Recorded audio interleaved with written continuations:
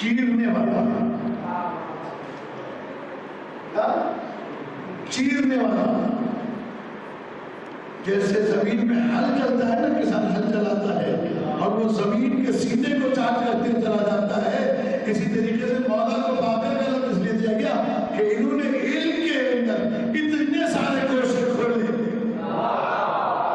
انہیں باقر العلوم کہا جانے لگا۔ اسی لیے ہمارے یہاں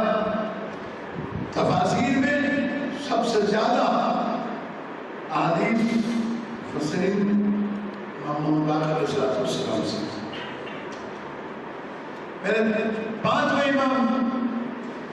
کی ولادت ہوئی اور جب یہ دنیا میں آئے، جیسا کہ دستور ہے کہ یہ دنیا میں آتے ہی سجدہ کرتے ہیں، پہلے ماں کا دودھ پینے سے پہلے سجدہ